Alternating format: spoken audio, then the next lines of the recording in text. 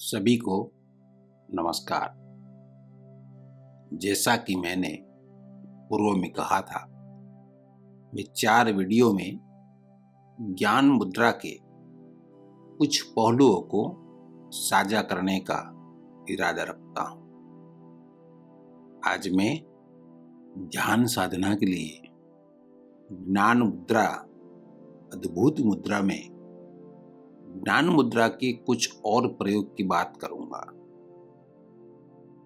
ज्ञान मुद्रा का नियमित अभ्यास करते करते कुछ समय के बाद, शायद 3 सप्ताह या 3 महीने के बाद, एक समय ऐसा आता है जब आपको कुछ आंतरिक ध्वनियां सुनाई देती है, जिनके लिए कोई ध्वनि स्रोत दिखाई नहीं देता।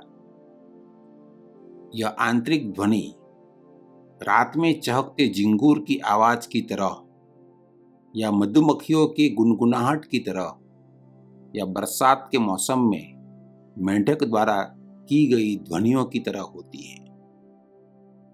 ऐसी आंतरिक ध्वनि अंतर्नाद के रूप में आंतरिक कानों द्वारा सुनी जाती है, और कई बार तो ज्ञान मुद्रा का अभ्यास समाप्त करने के बाद भी कुछ समय तक आप सुनते रहते हैं। आप ऐसी आंतरिक ध्वनियों को सुनने का आनंद ले सकते हो, और इसे सुनने का जारी रखना अक्सर आपको अद्वितीय अनुभवों की ओर ले जाता है, जिसका वर्णन करना करीब करीब कठिन है। बशर्त इतना है कि आप जागे हुए सजगता के साथ उसे सुनते रहें। वैसे भी आंतरिक ध्वनियों को सुनते रहना आपके होने के प्रति और आपके आंतरिक शरीरों के प्रति आपकी जागरूकता को बढ़ाता है। यह मुझे वह घटना याद दिलाता है जब मुझे ज्ञान मुद्रा का अनुभव 1993 में पहली बार हुआ था। मैं दिसंबर 1991 से ध्यान शिविरों में जाने लगा था। 1993 में मैं कबीरवड ध्यान शिविर में गया था, जिसका संचालन स्वामी आनंद स्वभाव ओशो के शिष्य कर रहे थे। ध्यान शिविर में ध्यान के कार्यक्रम सभी को पता होता है।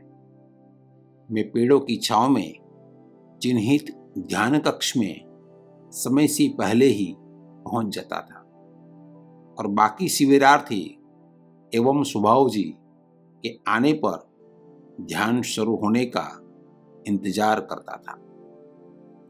अक्सर मैं जमीन पर लेटकर शवासन में अपनी ज्ञान मुद्रा में रहता था। ऐसा हर दिन 5 से 7 बार होता था। ध्यान शिविर के दूसरे दिन मुझे लगा कि मेरे आंतरिक शरीर सघन हो गए हैं। इतने सघन मानो उसी स्थान और उसी क्षण में धीमी गति से चलते सांस, लगभग कोई विचार नहीं, चिंता की कोई बात नहीं, और बस अपने आप को महसूस कर रहा हूं। उस समय मुझे नहीं पता था कि यह कैसे हुआ, और मुझे यकीन नहीं था कि यह दोबारा कैसे हो सकता है।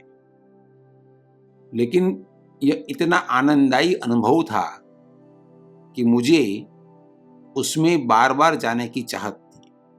सुयोग की बात थी कि वह white robe brotherhood evening meditation संध्या का ध्यान था, और जब तक उस ध्यान का नृत्य के चरण तक मैं उसी स्थिति में कुछ और समय के लिए जारी रह सकता था। फिर तो कई सालों बाद मुझे स्पष्ट हुआ कि वह तो ज्ञान मुद्रा का उपहार था। उस घटना ने ये साफ कर दिया कि ज्ञान मुद्रा को सोते समय भी किया जा सकता है। आप शवासन में शरीर को आरामदेह स्थिति में रखकर दोनों हाथ की हथेलियों को आकाश की ओर रख के ज्ञान मुद्रा का अभ्यास कर सकते हैं। यदि आप थके हुए हैं तो कुछ ही मिनटों में आप अपनी आदतन सोने की स्थिति में करवट ले लेंगे और नींद में चले जाएंगे। अगर आपको थकान नहीं है तो यह सांस और शरीर को, विचार और मन को शिथिल करके आपके भाव जगत को भी एक विश्रांति में ले जाएगा। थोड़े ही वक्त में ये स्वबोध का एहसास आपको योग निद्रा से बहुत करीब की आरामप्रद निश्रांति भरी गहन नींद में ले जाएगा। नाड़ी तंत्र को साफ करने का, शुद्ध करने का ज्ञान मुद्रा का एक अपना तरीका होता है, जो पूरे नाड़ी तंत्र के सभी मार्ग एवं लकीरों पर काम करता है।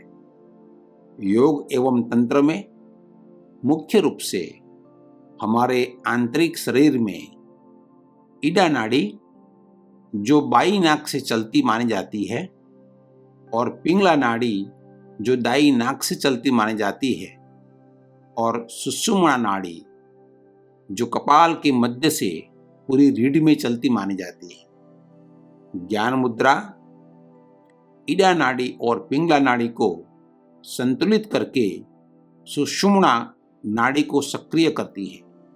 ये नाड़ियां हमारे भौतिक शरीर की नसें या तंत्रिकाएं नहीं है। ये हमारे प्राणमय शरीर, ऊर्जा शरीर, या हम कह सकते हैं दूसरे शरीर का हिस्सा है, और केवल ध्यान साधना के द्वारा ही साधक अनुभव कर सकते हैं। यही नाड़ियां हैं जिनके माध्यम से हमारे शेष आंतरिक शरीर भी जुड़े होते हैं। इन नाड़ियों के माध्यम से ही ऊर्जा निचले केंद्रों से ऊपरी केंद्रों तक और उससे विपरीत दिशा में चढ़ना उतरना करती है।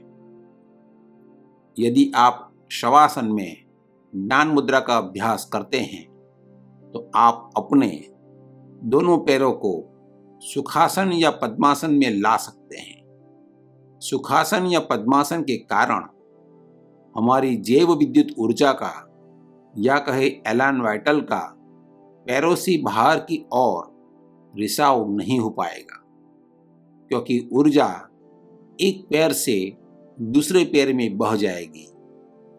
ऊर्जा का रिसाव के लिए पैरों के नुकीले छोर नहीं मिलेंगे, और इसीलिए ऊर्जा संकलित होने का अनुभव होगा, और कुछ ही मिनटों के भीतर आपको महसूस होगा जैसे कि आप ऊर्जा से परिपूरित ऊर्जा की एक झील हो गए हो, और आप अपने आप को ऊर्जावान महसूस करोगे। यह शवासन में ज्ञान मुद्रा का प्रयोग करने योग्य है। हालांकि कृपया ध्यान दें कि यदि आप जमीन पर लेटे हुए ज्ञान मुद्रा का अभ्यास कर रहे हैं तो गलती से भी पैरों को वज्रासन में न मोड़ें, क्योंकि ऐसा करना आपकी कमर को चोट पहुंचा सकता है।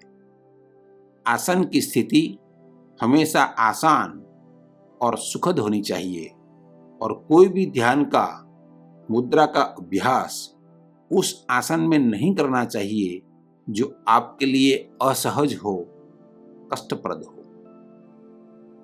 मैंने ज्ञान मुद्रा के प्रयोग को ध्यान साधना के लिए चमत्कारी रूप में पाया है, क्योंकि मुझे कभी पता नहीं था कि वह कैसे काम करता है, और इतने गहरे अनुभव के बाद भी उसके नाड़ी शुद्धिकरण में, ऊर्जा को साझा करने में और ऊर्जा का संतुलन में वह कैसे काम करता है, वह बताना संभव नहीं है। जब मैंने उसके साथ काम करना शुरू किया तब तो वो रहस्यमयी था ही, और अब भी वो मेरे लिए एक रहस्यमयी है। इसका एहसास तो होता है। मनोभाव शरीरों पर असर भी दिखता है, लेकिन व्याख्यायित करना असंभव सा है, क्योंकि उसका पूरा काम भीतर के शरीरों में है। अगले वीडियो में ज्ञान मुद्रा के चमत्कारी रहस्य में हम ज्ञान मुद्रा के और अधिक प्रयोगों की बात करेंगे। सुनने के लिए बहुत बहुत धन्यवाद।